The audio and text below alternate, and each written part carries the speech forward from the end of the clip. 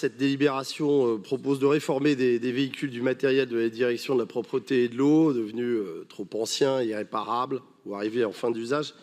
Mais derrière ces 15 bennes à ordures ménagères et ces 9 laveuses de trottoirs, il y a en réalité un sujet très concret pour les Parisiens. La capacité de la ville à assurer correctement ses missions de propreté au quotidien.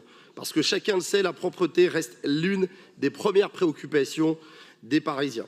Dans nos rues, sur nos trottoirs, aux abords des écoles, des commerces, des squares, les Parisiens ne jugent pas les intentions, ils jugent le résultat. Nous voterons donc cette délibération, car il est évidemment nécessaire de sortir du parc actif les véhicules qui ne peuvent plus remplir correctement leur mission et de le faire dans un cadre régulier, transparent et avec une logique de valorisation quand la vente est possible, après ou de destruction d'ailleurs, encadrée lorsque c'est nécessaire. Mais cette délibération nous appelle aussi à la vigilance.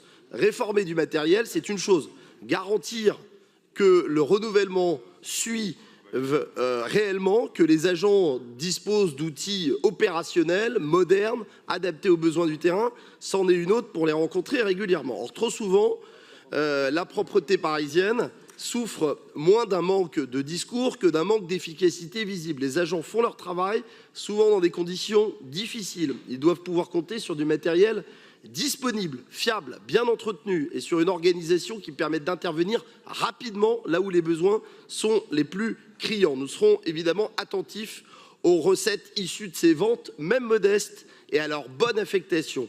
Les Parisiens sont en droit d'attendre que chaque euro récupéré contribue directement ou indirectement à améliorer le service rendu.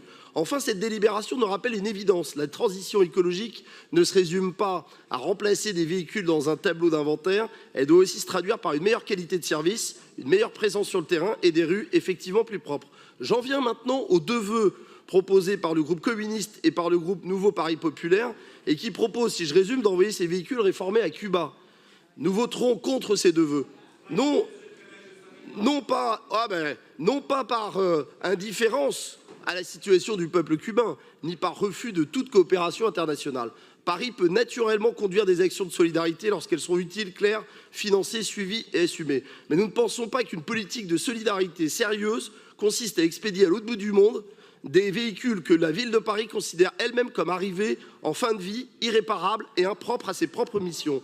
Il y a là une contradiction assez évidente. Si ces véhicules sont encore pleinement utiles, pourquoi les sortir du parc actif? S'ils ne le sont plus, pourquoi les envoyer ailleurs avec les problèmes de maintenance, de pièces détachées, de sécurité, de coûts d'acheminement et de responsabilité que cela implique? La solidarité internationale ne doit pas devenir une façon élégante d'exporter nos fins de série, nos contraintes techniques et nos matériels obsolètes. Et la transition écologique ne consiste pas davantage à déplacer le problème sous d'autres latitudes. Au fond, ces deux vœux donnent le sentiment qu'on cherche moins à régler un problème concret qu'à greffer sur une délibération technique un marqueur politique international. La propreté de Paris mérite mieux qu'un affichage idéologique. Les agents de la DPE méritent mieux qu'un débat décalé. Je le dis très clairement. Et les Parisiens attendent de nous, et vous le savez, que nous parlions d'abord de leur rue, de leur trottoir, de leur quartier, de la qualité du service rendu. Nous voterons donc pour la délibération, mais contre ces deux vœux. Je vous remercie.